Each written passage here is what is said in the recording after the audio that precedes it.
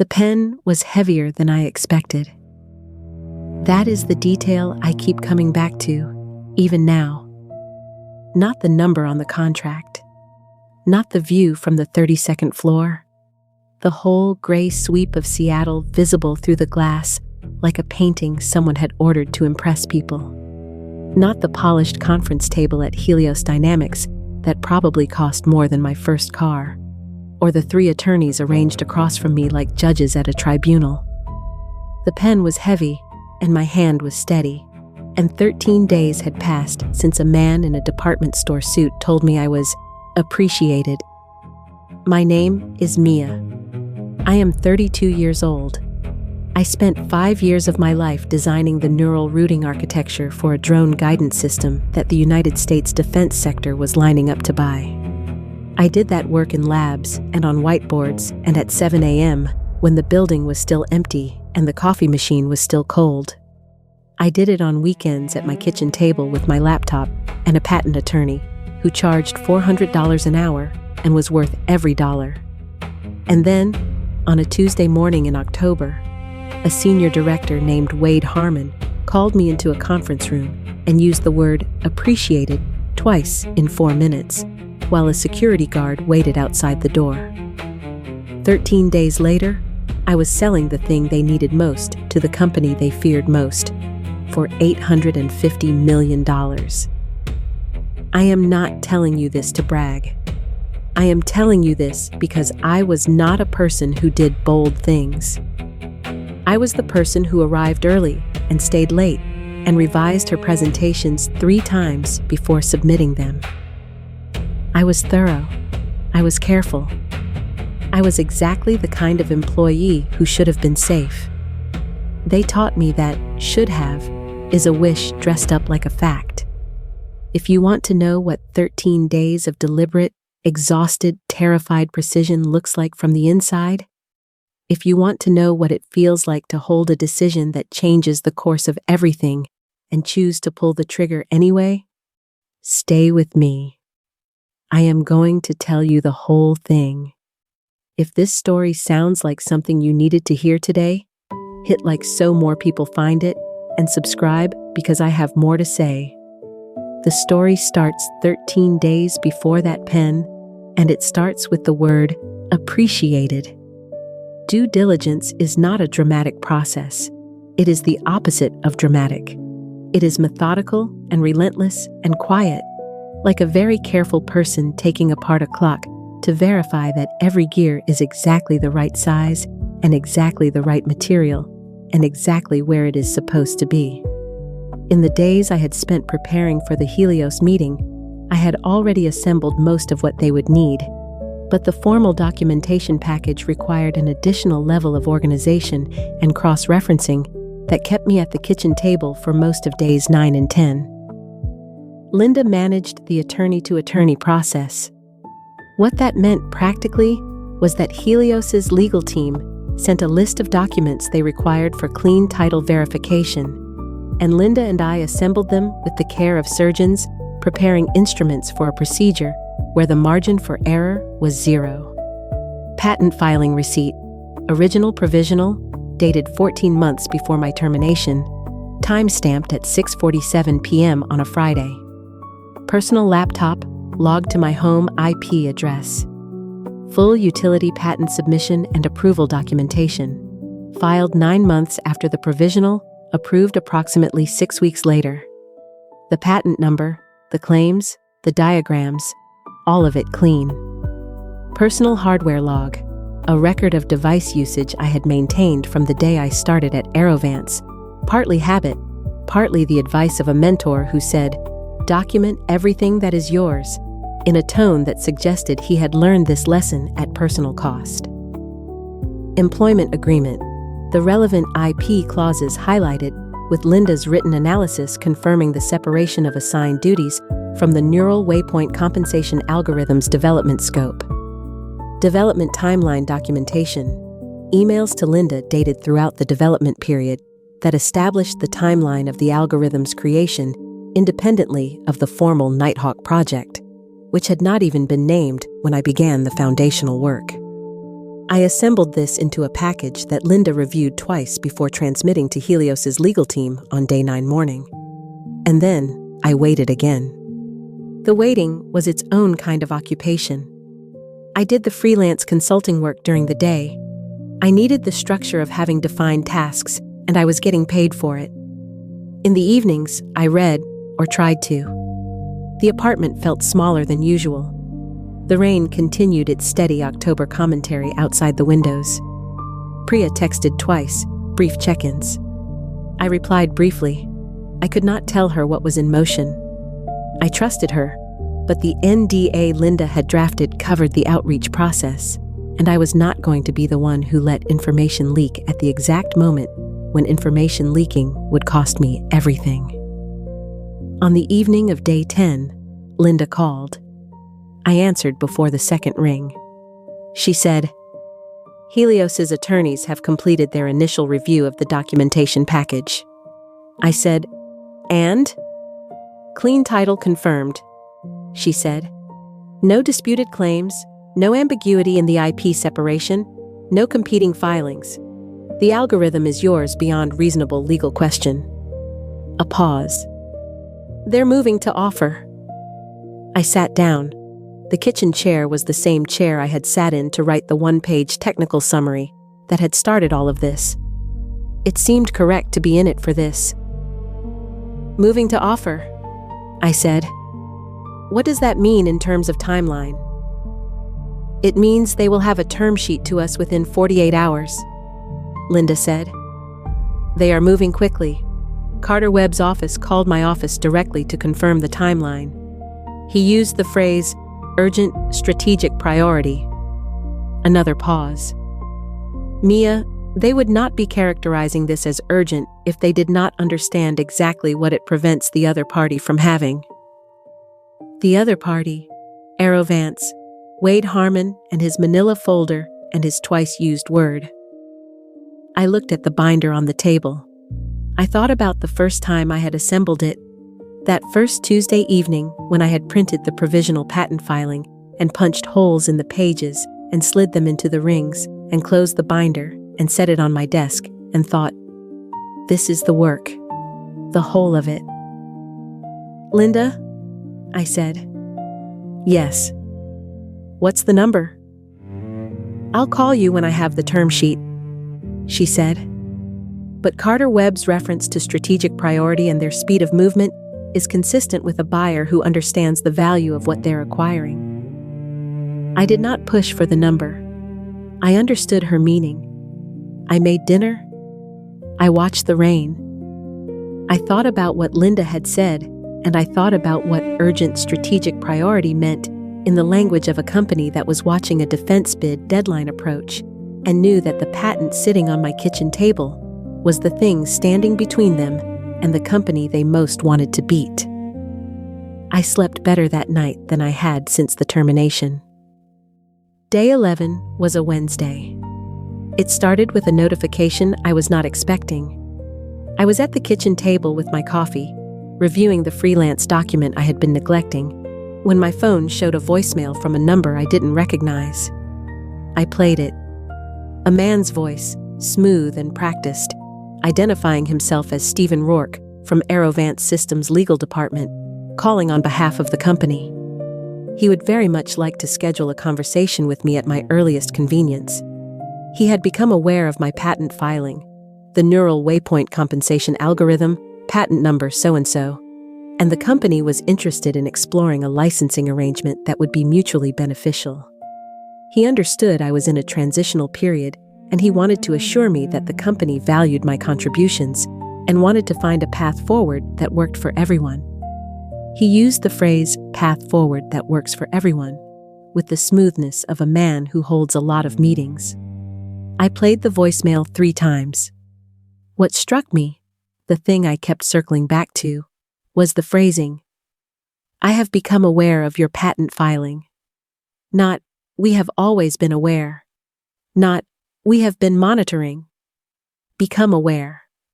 As in, someone had looked up the patent registry and seen what was filed in my name and understood what it meant in the context of a defense bid they were preparing. Someone, probably their legal team doing a routine sweep, or possibly someone who had seen the Helios outreach and put pieces together, had realized, in the last 24 to 48 hours, what they did not own. I called Linda and played her the voicemail over the phone. She listened. Then she said, "This is exactly what we expected." "What do I do?" "Nothing," she said. "You do not return this call. You do not acknowledge it. You do not respond through any channel. If Aerovance wants to discuss a licensing arrangement, they will communicate through counsel, and when they do, I will handle it. In the meantime, you proceed on the timeline you are already on. They're going to figure out I'm talking to Helios." "Possibly," Linda said. "But knowing and acting are different things. Their options right now are limited.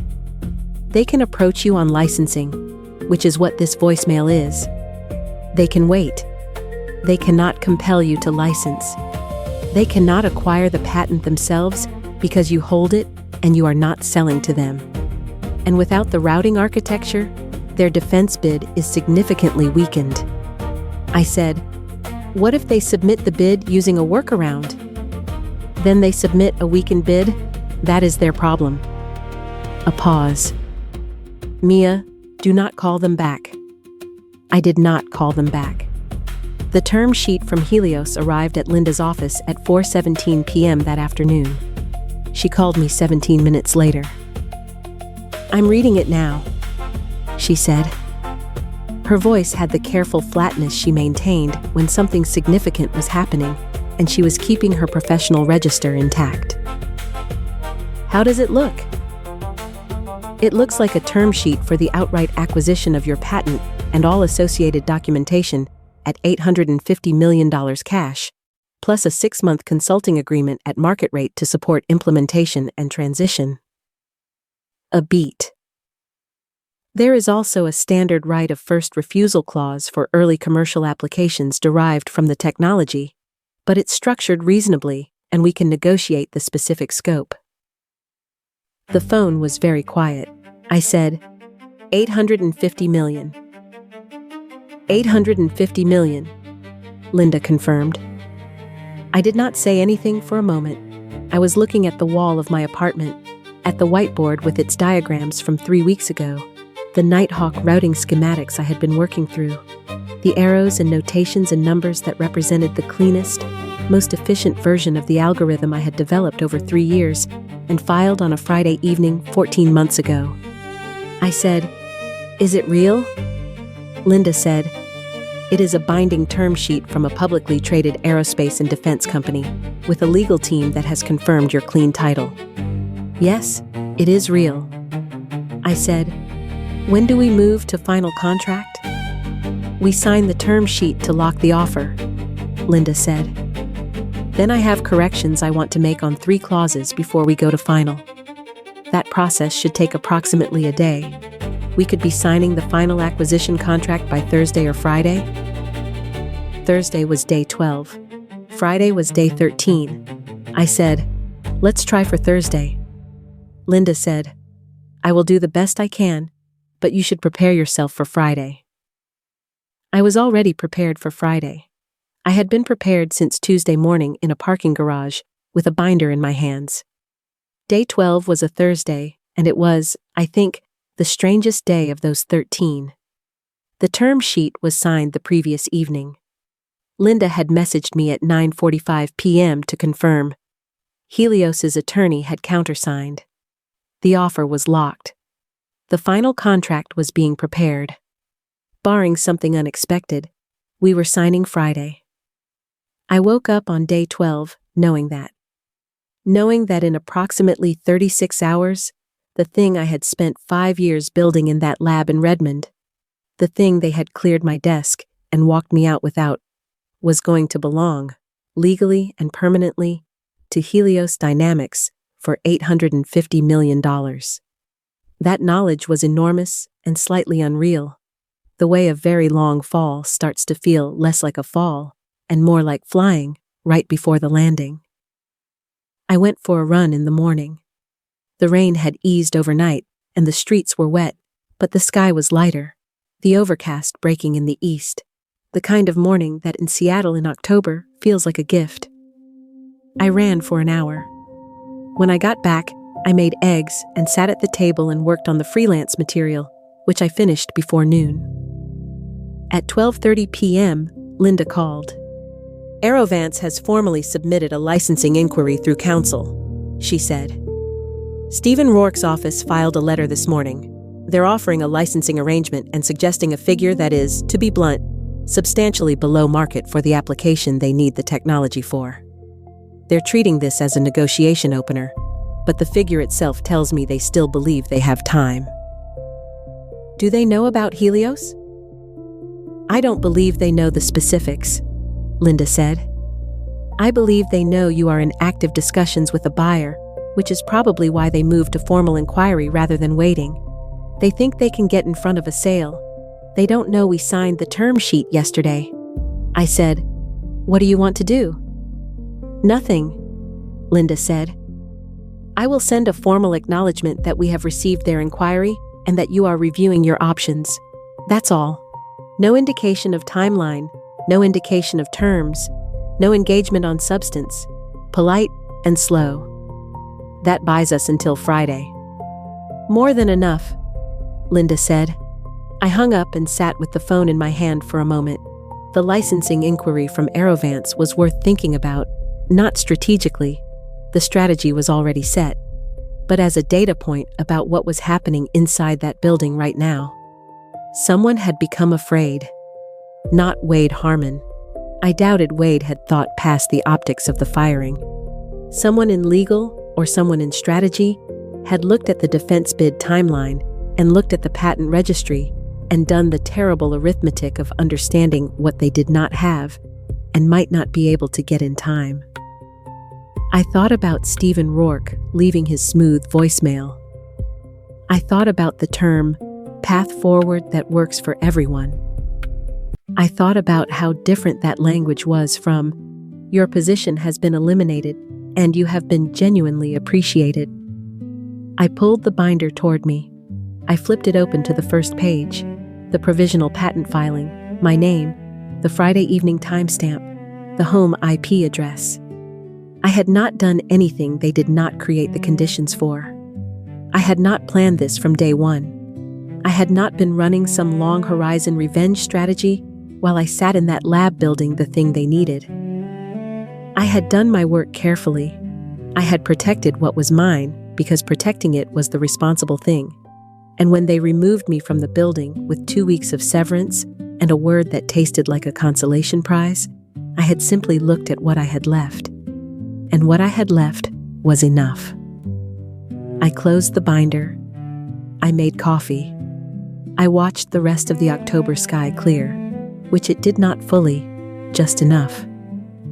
Linda called at 4 p.m. to confirm that the final contract would be ready for my review by 8 a.m. Friday, and that the signing meeting was scheduled for 11 a.m. at Helios's offices in Redmond. I said, "I'll be there." That evening, I called Jess. She answered on the second ring. I said, "Tomorrow morning." She was quiet for a second. Then she said quietly, "Are you okay?" I thought about it. I said, "Yeah, I think I actually am." "Good," she said. Then, "What are you going to wear?" I laughed. It surprised me. The realness of it. The fact that after 12 days of calculation and documentation and carefully managed silence, the thing that broke through was my sister asking me what I was going to wear to sign a contract worth $850 million. I said, "I was thinking the blue blazer."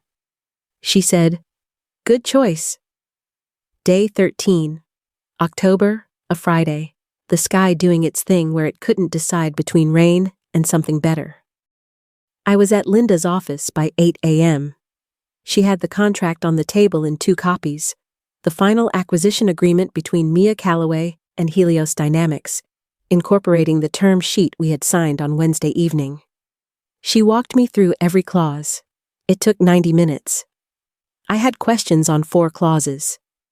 3 of them Linda addressed immediately. The fourth she flagged as requiring a minor amendment, which she handled by phone with Helios's general counsel before 9:30. The revised contract came back at 9:44 a.m. I read it again. All 46 pages of it, from the recitals, through the representations and warranties, through the indemnification provisions, through the consulting arrangement addendum. Linda waited with the patience of someone who has done this many times and understands that the reading is not perfunctory. The reading is the point. At 10:15, I said, "I'm ready." Linda signed as my representative counsel. I signed on each of the signature pages. My signature is not elegant. It is the quick, decisive signature of someone who does not place great stock in calligraphy, but has written her name on enough documents to know how to put it on paper with authority.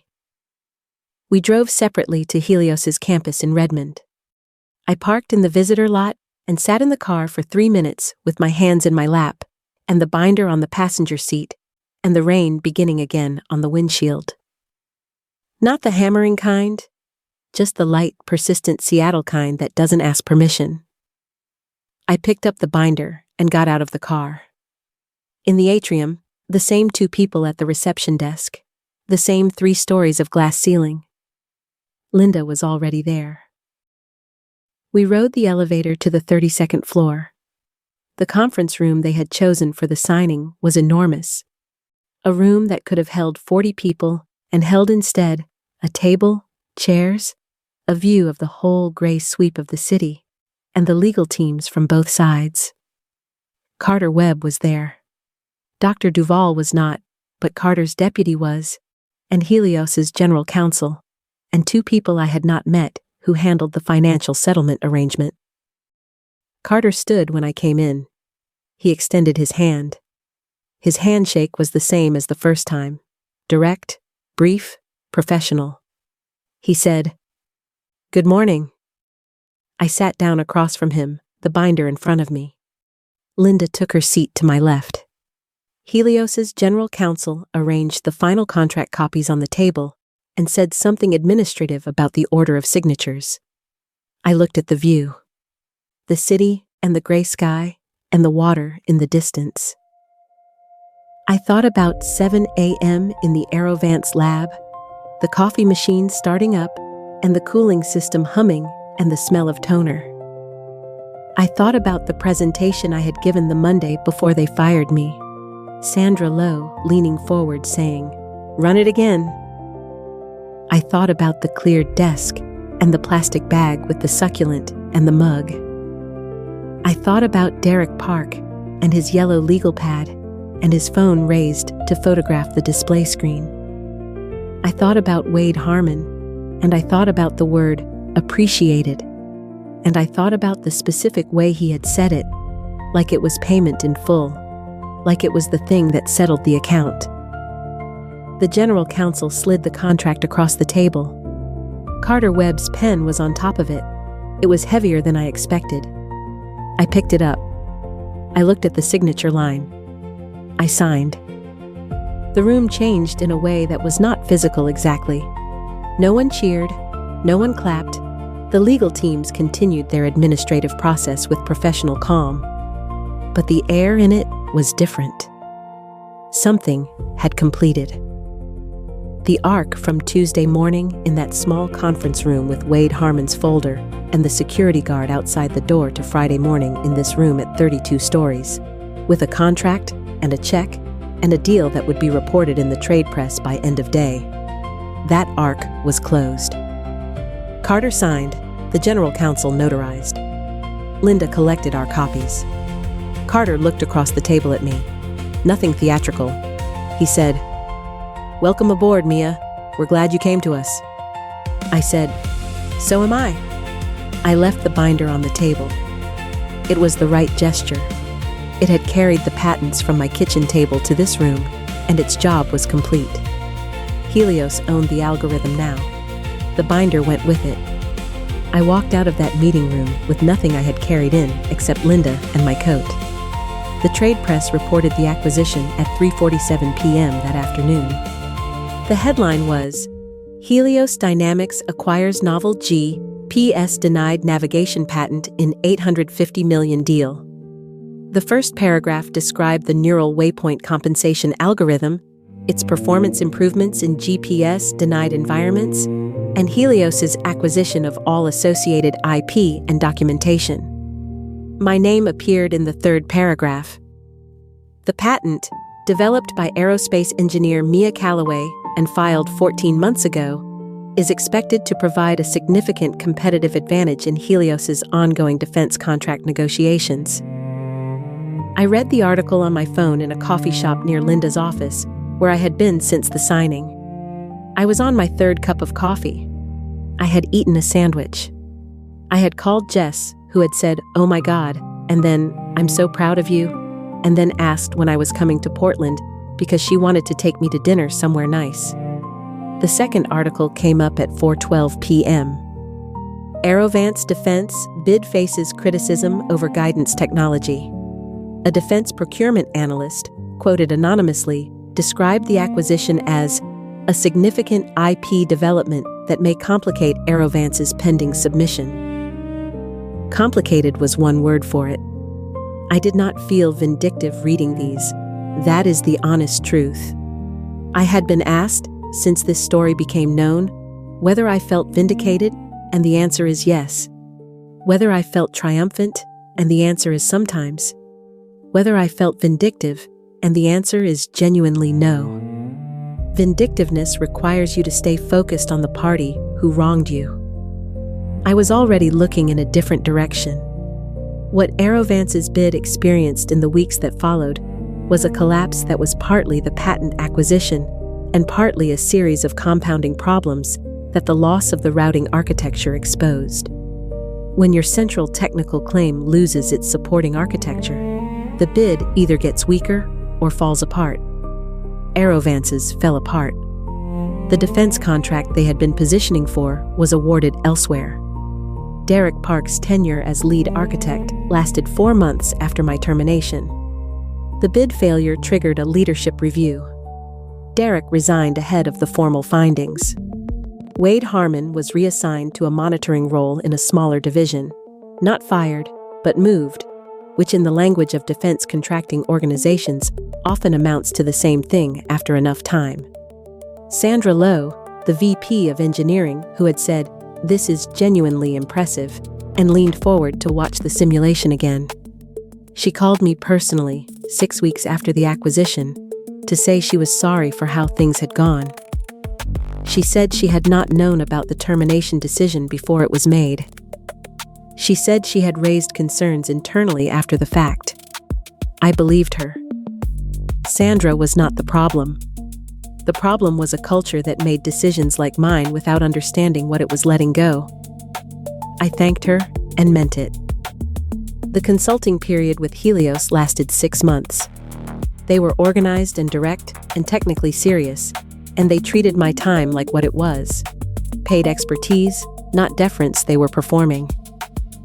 Dr. Duvall and I worked together on the implementation integration, and it was, professionally, some of the best collaborative work I can remember. She asked questions the way good engineers ask questions, starting from honest uncertainty and building to understanding, not the other kind where you already know your answer and you're checking if the other person does too. 3 job offers came in before the consulting period ended. 2 from defense contractors who had read the trade press articles and understood what the patent acquisition implied about my technical capabilities. 1 from a university research group with a long-term autonomous systems program. They were all good offers. In a parallel life, I might have taken any of them. I took none of them. What I did instead was file 2 new patents. The first was a signal degradation compensation system I had been thinking about since my second year at Aerovance, a problem adjacent to the routing architecture but technically separate, a piece of the overall GPS denied navigation puzzle that the routing algorithm did not address. I had the conceptual framework already. The formalization took 4 months of work on my kitchen table and in the small office I rented downtown, a place with a window and a whiteboard and a coffee machine that worked reliably, which was all I required. The second patent was a new routing optimization approach for multi-drone coordinated navigation. The problem of not just one drone navigating GPS-denied space, but a constellation of drones maintaining coordination and relative positioning without external signal reliance. It was a significantly harder problem. I had 3 months of notes and 3 months of frustration before the core insight arrived, as core insights tend to, at an inconvenient hour on a morning when I had been awake for most of the night.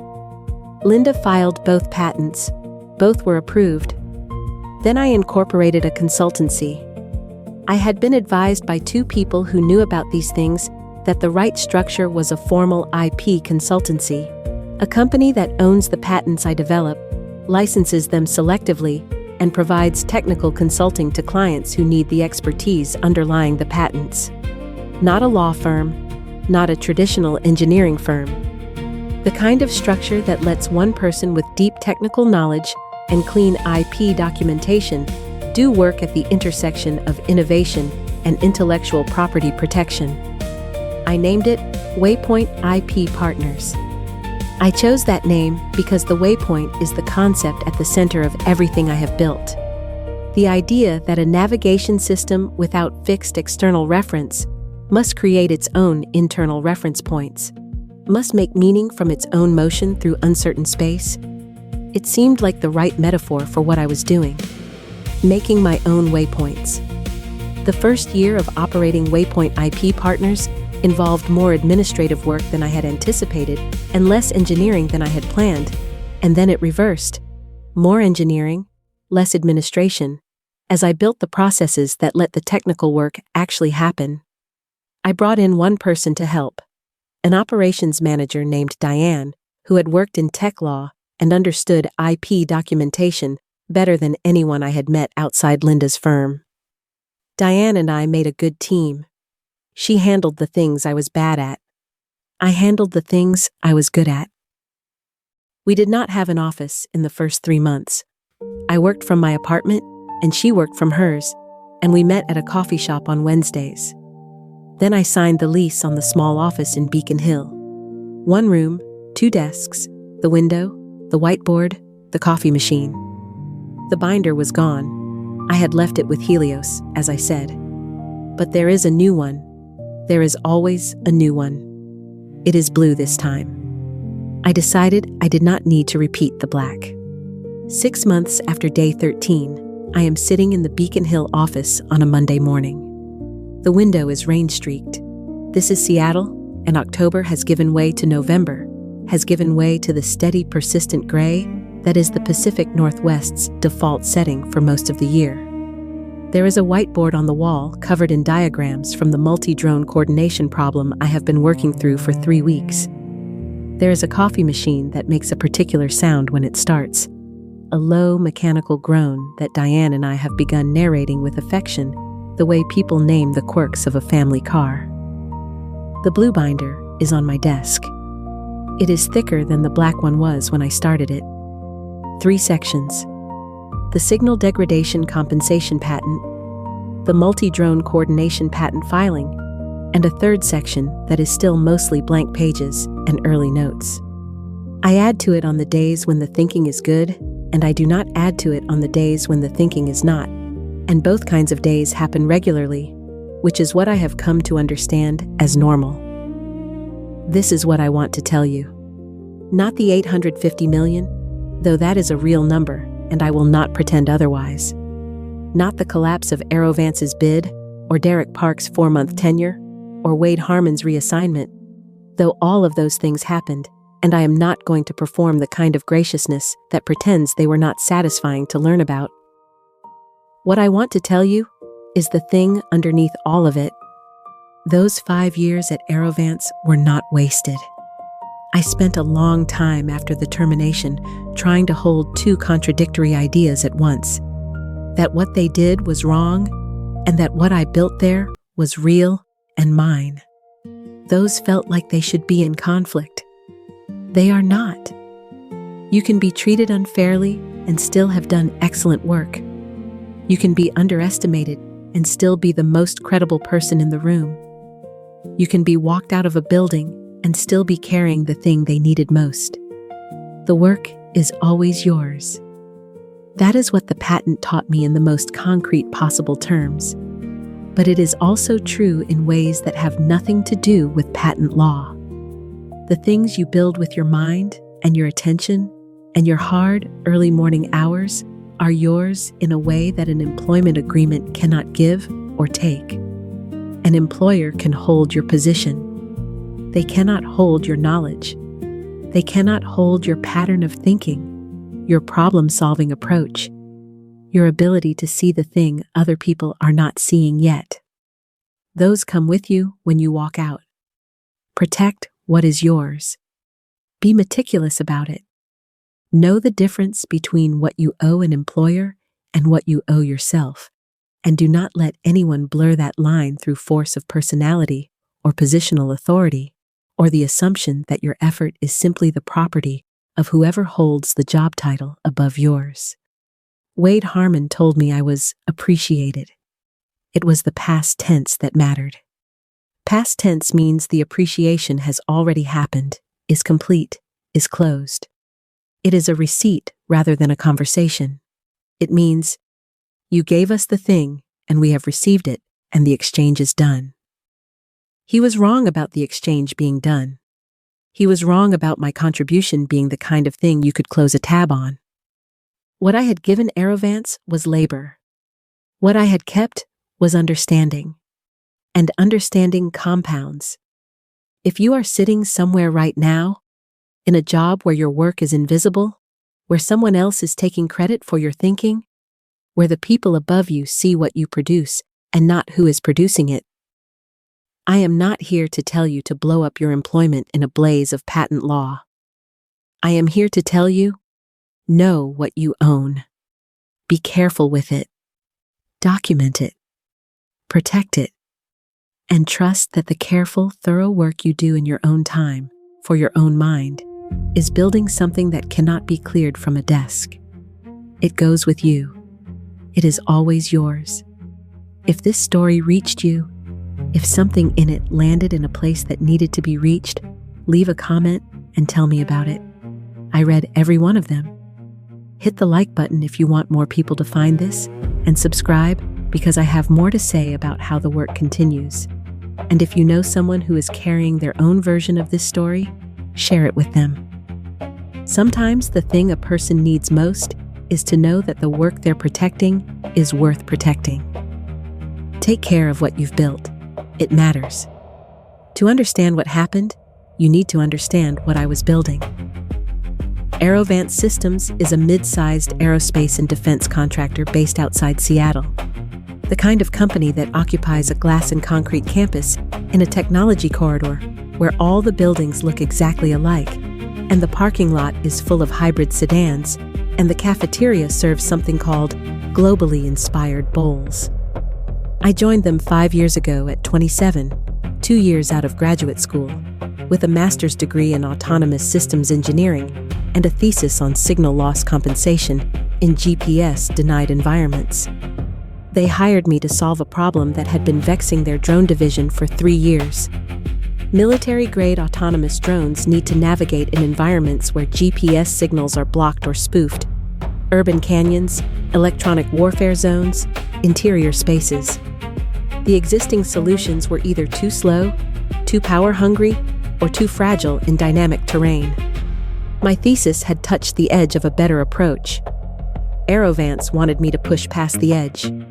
So I did. The project was called Nighthawk. Officially, it was a routing optimization study funded under a preliminary defense research grant. Unofficially, it was the most complicated engineering challenge anyone in that division had ever attempted. And for 18 months, it consumed me the way a fire consumes a dry room, completely, with nothing left over. The lab I worked in was on the 3rd floor of the main RD building. It smelled permanently of burnt coffee and printer toner, and something faintly chemical that I eventually identified as the cleaning solution they used on the testing equipment. The fluorescent lights emitted a frequency that made everyone look slightly sick. The cooling system for the server rack in the corner ran at a steady low hum that I stopped hearing after the first month, and only noticed again the day I left. My desk was at the far end of the row, by the window. There was a black 3-ring binder on it that I had assembled myself.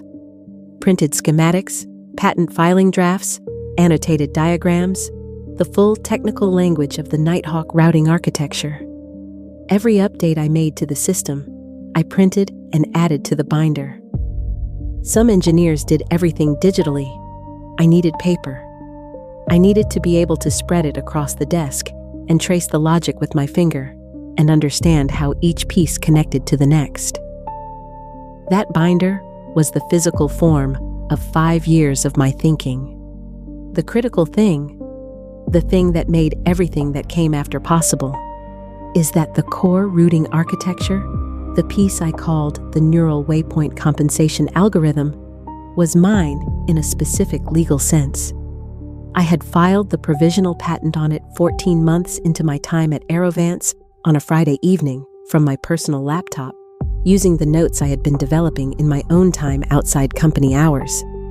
My employment contract, like most modern technology employment contracts, reserved the company's rights over IP developed using company resources or within the scope of my assigned duties. The neural waypoint compensation algorithm had been developed neither with company resources nor within the scope of my assigned duties. It was the upstream idea, the conceptual engine, that I then brought to Nighthawk as part of my job. The distinction was narrow. It was also airtight. My patent attorney, Linda Marsh, had reviewed the filing 6 times. She had looked at the employment agreement 6 times. She had told me, each time, that as long as I was meticulous about maintaining that separation, the patent was mine. I was meticulous. I am always meticulous. I did not know, when I filed that patent, that I was building the escape hatch I would need 14 months later. I thought I was protecting my work because protecting your work is what engineers do. I thought I was being responsible. As it turned out, I was being prescient without knowing it. The other important person to know about is Derek Park. Derek had joined Aerovance about 8 months after I did. He was 35, charming in the way that people who have never been told no tend to be charming, and he had a habit of asking extremely detailed questions in meetings, the kind of questions that sound like intellectual engagement but are really information extraction. He sat 2 desks down from me. We had coffee together a handful of times in the first year, and I liked him in the way you like a colleague who makes the days pass more pleasantly. It took me longer than it should have to notice that Derek rarely had ideas of his own, but was always the first person to build on yours. He had a talent for arriving at the synthesis before the original thinker had a chance to articulate it. He would say, "So what you're suggesting is," and then state your idea back in his own words with a confidence that made it sound like he had thought of it first. I noticed this pattern. I did not know what to do with it. He was technically excellent. He was politically connected in the way I was not, and he had a relationship with our director, Wade Harmon, that I could never quite map. They had lunch together every few weeks. Wade laughed differently when Derek was in the room. I told myself I was imagining things. I was not imagining things. The Monday before I was fired was the best day I had had at Aerovance in a year. The executive presentation for Project Nighthawk was scheduled for 2 p.m. in the main boardroom on the 4th floor, a room we used for visitors and quarterly reviews and things that were supposed to feel important. I had been preparing for 3 weeks. I had rebuilt the deck 4 times. I had run the routing simulation 87 times until the efficiency metrics were stable, and I could explain every variable in the error model without referring to notes. The black binder was under my arm when I walked in. I did not need it for the presentation. Everything was loaded on the room display. But I brought it the way other people carry a lucky charm. It grounded me. There were 6 people in the room. Wade Harmon at the head of the table, looking like he always looked, a little distracted, a little behind, the expression of a man who manages genius without quite understanding it. Sandra Lowe, the VP of Engineering, who had hired me and who I respected genuinely and completely. 2 members of the defense contracts team, a representative from the Grant Oversight Office, and Derek Park, sitting at the far end with a yellow legal pad, his pen already moving before I had said a word. I plugged in my laptop. Sandra said, "Mia, go ahead." And I went. I want to be careful not to oversell what happened next, because I am not someone who oversells things. What I can tell you is that I had presented Nighthawk components before. In team meetings, in technical reviews, in budget justifications, and the response had always been competent interest. The polite engagement of people processing a complex technical problem. This was different. 20 minutes in, Sandra leaned forward and said, "Can you run that simulation again?" Not because she had missed it, because she wanted to see it again. The routing efficiency improvement over baseline was 41%. In GPS-denied environments specifically, which is where military drone operations most frequently fail, the improvement climbed to 63%. Those numbers had taken me 3 years to achieve. Standing in that boardroom, watching them land on the people in those chairs, I felt something I had not felt in a long time at that building. I felt like my work was visible. Sandra said, at the end, "This is genuinely impressive, Mia. The kind of work that justifies the whole program." I said thank you. I meant it. My hands were not shaking, but they wanted to. Wade said something about exciting direction and next steps and really strong positioning for the defense bid, the kind of sentences that managers say when they want to fill space without committing to anything. I noted them and did not attach too much weight to them. Derek said nothing directly to me.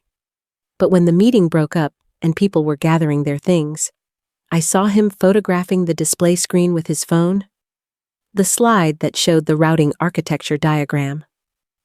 I noticed this. I thought, he is thorough. I thought, it is good that my team is engaged. I thought a lot of things that were not the right things. That evening, I drove home through rain that hit the windshield in heavy, irregular bursts. The parking garage at my apartment building smelled like wet concrete and motor oil. I sat in my car for a minute after I turned off the engine, the binder on the passenger seat, the quiet after a day that had felt significant. I thought, maybe this is when things turn. 5 years in, and maybe this is the moment that makes them make sense. I went inside and made soup and went to bed at a reasonable hour. The next morning, HR called at 8:15. The HR coordinator's name was Claire, and she had the particular tone of someone who has made this kind of call before and has learned to keep it short. Could I come to the 3rd floor conference room at 9 a.m.? Not a question. Just the time and the room number, and then a small, brisk sign-off that told me exactly nothing. I put the phone down and sat at my kitchen table and looked at my coffee cup for about 45 seconds. Then I picked up my bag, put the black binder under my arm, and drove to work. The drive takes 20 minutes. I listened to the radio for approximately 6 of them, and then turned it off and drove the rest of the way in silence. The sky was the particular pressed-down gray of a Pacific Northwest October that has fully committed to being gray. No variance, no breaks, just the steady refusal of light. The roads were wet from overnight rain. In the parking garage, my footsteps echoed. The 3rd floor conference room was a small one, a room used for private conversations rather than presentations. 4 chairs, a rectangular table, a window that looked out over the service road behind the building. When I walked in, Wade Harmon was already seated, a manila folder in front of him. Claire was to his left, with a laptop open. A man I did not recognize was in the 4th chair. I would later learn he was from the company's legal team, there to witness. Wade looked up when I came in, and his expression was the expression of a man who has been rehearsing something and is relieved to start delivering it. He said, "Mia, thank you for coming down." I sat. He opened the folder. He said that Aerovance had made some difficult organizational decisions about the structure of the engineering division. He said the company was at a pivotal moment in its development and was reconfiguring its focus. He said that, as a result, my position had been eliminated. He said the decision was not a reflection of my contributions. He said the company was grateful for everything I had brought to the team. And then he said, and I remember this exactly, "You have been genuinely appreciated here, Mia. That's important for you to know." He said, appreciated. The past tense was not an accident. Claire slid a termination document across the table. 2 weeks of severance, COBRA information, the date of my final paycheck, a non-disparagement clause. Beside it was a small plastic bag with my personal items already gathered from my desk. A coffee mug, a photo of me and my sister at her wedding, a small succulent plant in a terracotta pot. They had cleaned out my desk before they called me into the room. I signed the termination document. I do not fully understand why. Some combination of shock and the legal witness in the fourth chair, and the fact that Wade had another sentence ready every time I seemed about to speak. I signed it. I took the plastic bag. And then I reached across the table and picked up the black binder, which I had set down when I sat.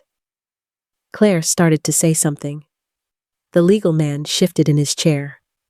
Wade said, "Mia, that's..." and then stopped, because there was no good way to finish that sentence. Arrovance's name was not on the binder. The binder contained no company property. Every document in it was a personal copy of work filed in my own name with my own patent attorney 14 months ago. I said, "This is mine." My voice was even. I was a little surprised by how even it was. Nobody said anything else. A security guard, not aggressive, professionally neutral, walked me to the elevator, down to the lobby, and to the front door. I carried the plastic bag in one hand and the binder under my arm. The automatic door opened, and the cold October air came in, and I walked through it. In the parking garage, the smell of rain and concrete, my footsteps echoing. I sat in the driver's seat for a long time, not crying, not in shock exactly. Something more like the stillness that comes right after a loud noise stops. A recalibration, the mind catching up to a new version of the world. At some point, I became aware that I was gripping the binder with both hands across my lap. Wade Harmon had said, "Appreciated." He had said it like a gift. He had said it like it was something he was giving me to take with me on my way out. I looked at the binder. I thought about what Linda Marsh had told me 6 times in 6 different conversations. Clean title, airtight, yours. I started the car and drove home. On the way, I called Linda's office. She was in a meeting. I left a message that said, "This is Mia. I need to talk to you today. It's important." I did not say more than that yet. I had not yet assembled the whole of what I was thinking. But the shape of it was starting to form. My apartment is not a dramatic space. It is a 2-bedroom on the 4th floor of a building in Beacon Hill, with windows that face west and a kitchen table that doubles as my workspace when I am not at the office. The furniture is practical. The walls have 2 prints and a whiteboard I installed myself. It is a space designed for someone who spends most of their time thinking. I stood in the middle of it at 11 a.m. on a Tuesday, still in my work clothes, the plastic bag from HR on the kitchen counter, the binder on the table, and I tried to figure out what to do first. The shock, I thought, I would deal with later. The hurt and the anger and the specific grinding indignity of having your desk cleared before you were even told. Those things I would feel fully at some point. I knew that, but not yet. There was a more immediate question that needed answering before I had the luxury of falling apart. I sat down at the kitchen table and opened the binder. The first section was the original provisional patent filing, time-stamped 14 months ago. The neural waypoint compensation algorithm, the core routing logic of the Nighthawk guidance system. My name, filed on personal hardware, developed on my own time, on evenings and weekends, 18 months into my employment at Aerovance, 9 months before the company's formal Nighthawk project had even been named. The filing predated Nighthawk as an official project by nearly a year. The second section was my employment contract, the relevant clause highlighted in yellow. Intellectual property developed by the employee using company resources or within the scope of the employee's assigned duties shall be the property of Aerovance Systems. And below it, in the same contract, IP developed outside of company hours using personal hardware and not within the scope of assigned duties remains the property of the employee. The routing architecture was not assigned to me as a duty. I had been hired to work on signal compensation. The routing architecture was something I had developed in parallel, independently, because the signal compensation problem led me to it. I had been careful to document the distinction from the beginning, because I had learned, from graduate school and from two engineers I respected, that the boundary between personal and company IP was one of the most contested territories in the technology sector, and carelessness cost people everything. I had been careful. I had been so careful. Linda Marsh called me back at 4:30 p.m. I was on my second cup of tea and had read the patent filing 3 more times. "I heard your message," she said. "What happened?" I told her. "Termination for position elimination. Effective today." The patent binder in my hands. There was a pause. Then Linda said, "Walk me through the filing history one more time." I walked her through it. The provisional date. The full utility patent submission 9 months later. The approval notice that had come 6 weeks after that. The file of correspondence with the patent office, all logged and dated. Linda was quiet for a moment. Then she said, "Mia, the neural waypoint compensation algorithm is yours. That has not changed. Aerovance had no claim on it when you were employed with them, and they have no claim on it now. They've terminated you, but they've terminated a person, not a patent." I said, "And if they try to use it in their defense bid without licensing it from me?" "That," Linda said, and her voice shifted into the particular register she used when she was being very precise, "would be patent infringement, but we can discuss the smarter play." "The smarter play?" I said. "Yes," she said. "But that's a longer conversation, and I want to schedule a meeting. Can you come in tomorrow?" I could. I sat at the kitchen table for a long time after we hung up. Outside the window, the sky had gone dark early the way it does in October in Seattle, and the lights of the buildings across the valley had come on, and the rain was tapping against the glass in a light, irregular pattern. The binder was open in front of me, but I was not reading it anymore. The anger, which I had told myself I would feel later, was present now. But it was not the loud, destructive kind. It was the kind that sits very still and thinks. Aerovance had fired me the day after the best presentation I had ever given. They had cleared my desk before they told me. They had given me 2 weeks of severance and the word "appreciated" and walked me to the door. They had handed Derek Park my project and my 5 years of accumulated context and whatever remained of the goodwill in that lab. And they did not know, could not know, that I had walked out with the one thing no one had thought to claim. I did not know yet what I was going to do with it, but I knew I was going to do something.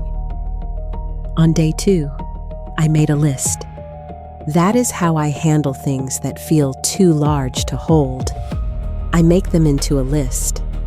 It is a habit from engineering. When a system is overwhelming, you break it into components. You identify the inputs and outputs of each component, and you proceed through the list until you have solved the whole. Emotions are not engineering problems, but the approach still helps. The list was short. 3 items. 1. Confirm exactly what the patent covers, what it excludes, and what Aerovance's documented use of it would constitute. 2. Identify what Aerovance needs from the patent and when they need it. 3. Determine the smartest move within the window that need creates. I worked on item 1 by myself for most of day 2, rereading documentation and taking careful notes. By evening, I felt I had a solid foundation. Item 2 required information I did not technically have access to anymore, which is when Priya texted me.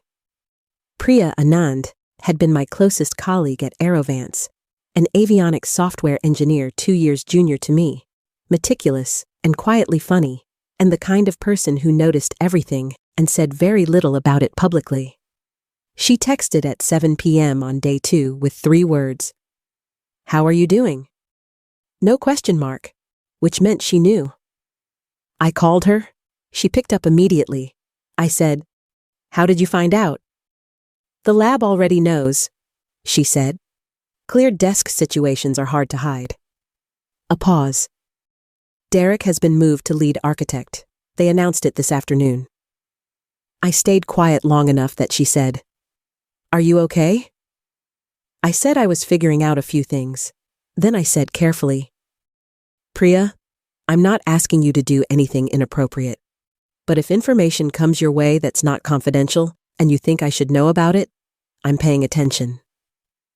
She understood what I meant, because Priya was smart and we had worked together for 4 years. She said, "Understood." And the next morning, she sent me a forwarded internal memo. It was not marked confidential. It was a preliminary planning document for the defense contract submission, distributed to the engineering leads. The language in the section on guidance systems was careful but specific. Drone routing optimization framework was the phrase they used. Automated waypoint compensation in GPS-denied environments was the technical description. That was my algorithm. Those were my words, borrowed carefully enough to look like paraphrase. I photographed the memo with my phone and sent the image to Linda Marsh with 2 lines. "This is an Aerovance internal planning document. Can we talk first thing tomorrow?" On day 3, I called my friend Sasha, who worked in Tech MA and understood the defense contracting universe, and asked her, obliquely, what a drone routing patent would be worth to a company competing for federal autonomous systems contracts. She was quiet for a moment. Then she said, "Are we talking about a core system or a supplementary component?" "Core," I said. "Specific application?" "GPS denied navigation." "That is the application everyone wants," she said. "That is the whole game right now. The DoD has been funding GPS-denied research for 4 years because it's the primary vulnerability in any operational drone scenario. Companies that own solid IP in that space are going to be very interesting to a lot of people." She paused again and said, "Mia, do you own something?" I said I would explain later. She said she would send me some reading material about recent defense technology acquisitions. I read the reading material at my kitchen table that night, the binder open beside the laptop. The numbers were large. I had expected them to be large in the abstract. Reading them concretely, attached to real deals that had closed in the past 2 years, felt different. I did not sleep well. Not from anxiety, exactly. From the weight of understanding what was becoming possible. Linda Marsh's office was on the 14th floor of a building downtown, in the legal district where all the firms clustered together in towers that looked expensive because their clients needed to believe they were getting their money's worth. Her office had real wood furniture and a view of Elliott Bay on clear days, and the flat gray of overcast on days like day 4, which was a Thursday, and which would turn out to be one of the most important Thursdays of my life. She had coffee waiting. She had printed everything I had sent her, the memo from Priya, the patent documents, 3 pages of notes she had compiled overnight. Linda was 54, had been practicing IP law for 26 years, and had the manner of someone who has been pleasantly surprised by nothing in at least a decade. She did not do a preamble. She said, Here is the landscape. Aerovance has a defense contract bid going in within the next 2 weeks. The bid requires them to demonstrate a viable drone routing solution for GPS-denied operations. Their only viable routing solution is based on your algorithm, whether or not they will acknowledge that directly. The language in this planning document, she tapped Priya's forwarded memo, borrows your technical descriptions closely enough that any competent IP attorney reviewing it against your patent would identify the overlap immediately. I said, so they would be infringing. If they use the algorithm in a federal submission without licensing it from you, yes, but that creates a messy legal path. Discovery, litigation, counterclaims that their attorneys will stretch for as long as they can. You settle for something. It takes 18 months. She leaned back. Or, I said. Or you take it somewhere else first. You sell the patent outright to a third party, ideally a competitor of Aerovance, who also has the technical capacity to understand what they're buying and who has motivation to move fast. If the patent is acquired by Aerovance's direct competition before their bid goes in, it's not a legal dispute anymore. It's a strategic catastrophe. Aerovance submits a bid without the core technology they need to deliver on, or they don't submit at all. I looked at her across the clean surface of her desk. You're talking about Helios Dynamics. Helios Dynamics is the obvious candidate, Linda said. They have been trying to compete with Aerovance on defense drone contracts for 3 years. They have the engineering capacity to implement your routing architecture. And they have motivation to move quickly, because a defense bid window is a defense bid window. It doesn't move for anyone. What is this worth? I asked. Realistically. Linda was quiet for a moment in the way she gets when she is being precise.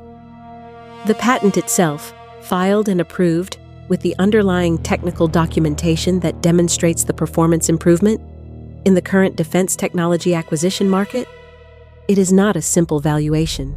It depends on the buyer and the urgency and the competitive landscape. But I have seen comparables for GPS-denied navigation, IP. The range I would describe as realistic for an outright acquisition is between 600 million and well over $1 billion. The room was very quiet. The cooling fan on Linda's laptop was audible. I said, "That range doesn't feel real." "No," Linda said. "It rarely does the first time." She held her pen between her fingers and looked at me. "Mia, you have a narrow window. The defense bid deadline is within 2 weeks. If Aerovance submits and their bid is accepted before you act, the situation gets complicated in different ways. You want to move before they submit. How do I approach Helios without tipping off Aerovance? Carefully, through me.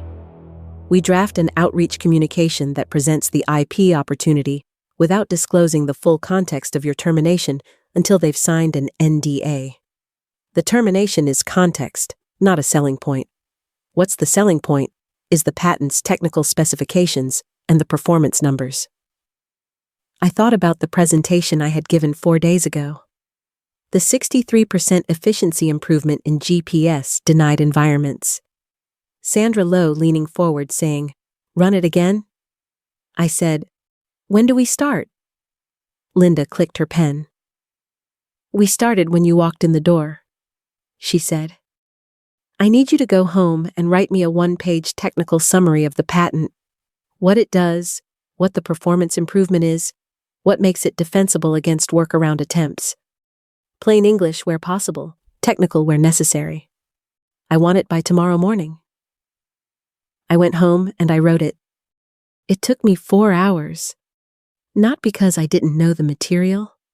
I knew the material better than anything I had ever known. But because the stakes of getting the language right had never been higher.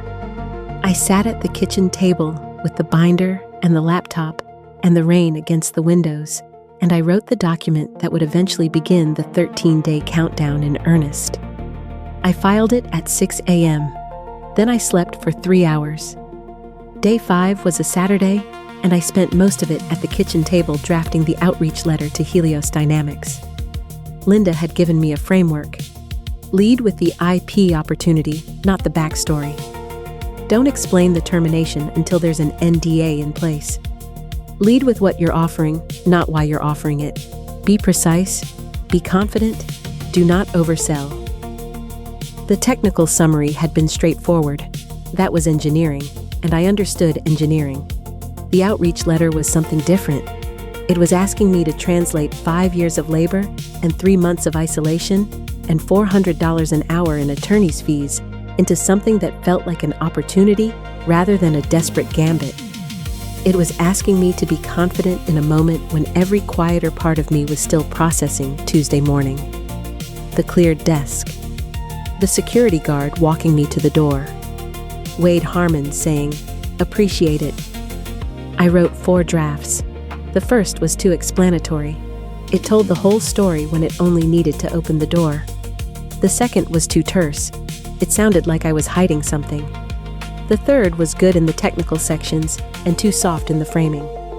Linda had said, "Be confident. The patent has been validated. The performance numbers are real. You are not asking for a favor. You are presenting an acquisition opportunity to a company that would benefit substantially from it." The fourth draft I thought was right. I sent it to Linda at 2 p.m. for her review. She called me at 4. "This is good," she said, and from Linda that meant it was very good. "I have 2 edits." She read them to me. I incorporated them.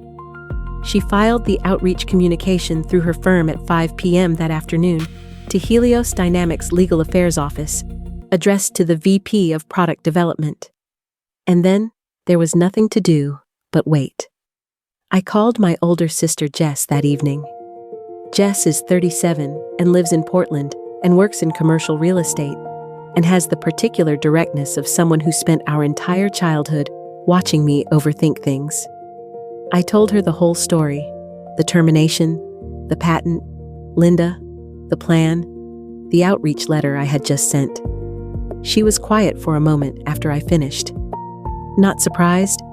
Jess does not do surprised. Then she said, "They cleared your desk before they even told you." I said, "Yeah." "They walked you out with a security guard." "Technically, he was just escorting me." Mia. Her voice was flat with the particular flatness she gets when she is done entertaining euphemism. "They treated you like a liability to be managed on the way out the door. They got everything they needed from you, and they handed it to the guy 2 desks over." I said, "I know." "So why are you hesitating?" I said, "Am I hesitating?" She said, "You called me. When you call me, it is usually because you are about to hesitate, and you want someone to tell you not to." I was quiet for a second. Then I said, "I sent the letter." "Good," Jess said. "Let me know how it goes." I made dinner. I watched 40 minutes of television without retaining any of it. At 11:47 p.m., I checked my email one more time, nothing from Helios, and went to bed. On day 6, the sky opened up completely. Rain in sheets, the kind that makes the city sound like static. I made coffee and sat at the table and tried to work on 2 freelance consulting questions I had taken on before my termination. My concentration was poor. I kept refreshing my email in a separate tab. At 2 p.m., I went for a run in the rain because it seemed better than not going for a run in the rain. When I got back, I had a text from Linda. "Helios has received the communication, awaiting response." And below it, "Be patient, this is normal." I told myself this was normal. At 7 p.m., a separate email notification appeared, not from Linda. A direct reply from Helios Dynamics to the firm. Linda called me 11 minutes later. Her voice was controlled, but there was something underneath it. "Carter Webb, VP of Product Development at Helios Dynamics, would like to schedule a meeting," she said. "They want to meet in person. He has asked for our earliest available time." "Earliest available," I said. "He wants to meet Monday." Monday was day 7. I said. Monday works. I put the phone down and sat in the absolute quiet of my apartment and let myself feel, for the first time since Tuesday morning, something other than anger and calculation. It was not joy exactly. It was the feeling of a door opening that you were not sure was going to open. I pulled the binder across the table and started flagging the sections I would want to present. Helios Dynamics headquarters was in Redmond, 40 minutes from my apartment on a clear day, and 55 in October rain. Their campus was newer than Aerovance's, more glass and geometry, the kind of architecture that says, "We are a company that has recently acquired confidence." I arrived 20 minutes early. Linda had driven separately and was waiting for me in the atrium, which had a ceiling that went up 3 stories, and a reception desk staffed by 2 people who smiled at me with the particular warmth of people who have been trained to make visitors feel expected and important. We were shown to a meeting room on the 5th floor. I put the binder on the table in front of me. Linda arranged her documents to her left. We did not talk much while we waited. Linda was pre-meeting still, which meant she was running the logic of the session in her head. I was looking at the rain on the window glass and thinking about Monday mornings at Aerovance, arriving before anyone else, the lab cold and the coffee still brewing, sitting down at my desk and opening the binder and knowing that the day ahead was going to be exactly as long and as demanding as it needed to be. Carter Webb came in with 2 people. One I would later identify as Helios's head of legal, and one who turned out to be their director of advanced systems engineering, a woman named Dr. Simone Duval, who assessed me with the specific attention of someone who has spent a career separating real technical claims from approximations. Carter was around 40, direct in the manner of someone who had been in enough rooms to know that efficiency was more useful than charm. He shook hands with Linda first, then me, and sat down across the table and said, without preamble, "Dr. Duval has reviewed the technical summary you shared with our legal team. She has some questions before we discuss anything else." Dr. Duval asked me 6 questions. They were excellent questions. The kind that probe the boundaries of a claim rather than its center, looking for the weak joints, the places where the confidence might not be fully supported. I answered all 6. I did not hedge. The patent covered what it covered. The data supported what the data supported, and I had spent 3 years building the system in question and knew exactly where its edges were. When I finished answering, Dr. Duval looked at Carter Webb for a moment and then looked back at me and said, "The 41% efficiency improvement in standard environments, is that an average across the test conditions or a minimum floor?" "Average," I said. The minimum floor across all tested conditions was 36%. In GPS-denied scenarios, the average was 63, and the minimum was 58. Dr. Duval made a note. She did not look surprised. She looked like someone who had thought this would be the answer, and had been right. Carter asked the practical question then, the one I had been expecting. "Why are you selling rather than licensing?" I had thought about this answer carefully. Not because I did not know the real reason. I knew the real reason, and it had everything to do with Wade Harmon and a cleared desk and a security badge handed over in a small conference room. But because the answer I gave here needed to be businesslike rather than emotional. Emotion was information I did not want to give freely. I said, "I'm not interested in a royalty arrangement that ties my IP to annual licensing negotiations. I've built what I built, and I want a clean outcome. I want the technology placed with a company that will develop it properly, and I want to know that placement is final." Carter looked at me for a moment. Not skeptically. More like someone absorbing an answer and checking it against other information. He said, "You're aware of Aerovance's defense contract bid timeline?" It was not a question. I said, "I'm aware of the general timeline for defense contract cycles in this sector." A beat. Carter nodded once. He understood the precision of what I had just said. His legal director made a note. Dr. Duval looked at the binder in front of me. Carter said, "We'd like to proceed to due diligence. Our attorneys will need the full patent documentation, employment records relevant to establishing clean title, and device logs showing development timeline." Linda said, "We can have that package ready within 48 hours. Carter said they would begin their review immediately upon receipt. The meeting lasted 40 more minutes after that. Covering procedural details I will spare you. When it was over and Carter Webb stood to close the session, he extended his hand again and held my shake for a half-second longer than the first one and said, "We'll be in touch quickly." In the elevator down, Linda looked at the floor indicator and said quietly, "That went very well." I looked at the binder under my arm. I thought, 6 days down, 7 to